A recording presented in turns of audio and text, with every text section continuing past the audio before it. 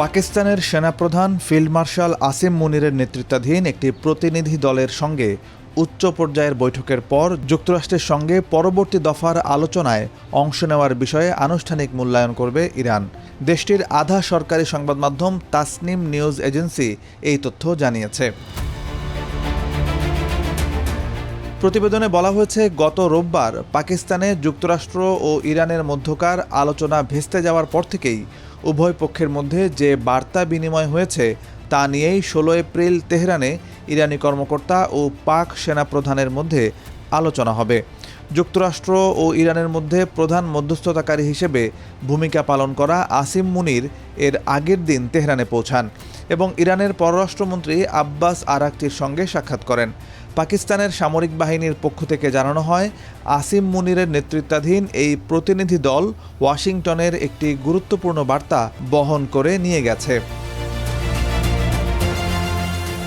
Araghchi এক বার্তায় আসিম মুনিরকে ইরানে স্বাগত জানাতে পেরে অত্যন্ত আনন্দিত বলে জানান। তিনি এই সময় অঞ্চলে শান্তি ও স্থিতিশীলতা বজায় রাখতে ইরানের প্রতিশ্রুতির কথাও পুনর্ব্যক্ত করেন। তবে বৃহস্পতিবার মুনির ঠিক কোন কোন ইরানি কর্মকর্তার সঙ্গে চূড়ান্ত বৈঠক করবেন তা এখনও পরিষ্কার নয়। এদিকে তাসনিম নিউজের এক সূত্রের বরাত দিয়ে জানানো হয়েছে, লেবাননে যুদ্ধবিরতির ঘটনাকে ইরানের সিদ্ধান্ত গ্রহণের ক্ষেত্রে একটি ইতিবাচক সংকেত হিসেবে দেখা হচ্ছে। তবে ভবিষ্যতে যে কোনো অগ্রগতি পুরোপুরি নির্ভর করছে যুক্তরাষ্ট্রের আচরণের উপর। ওই সূত্রটি স্পষ্ট করে জানিয়েছে, আলোচনার জন্য ওয়াশিংটনকে অবশ্যই একটি যৌক্তিক কাঠামো মেনে চলতে হবে।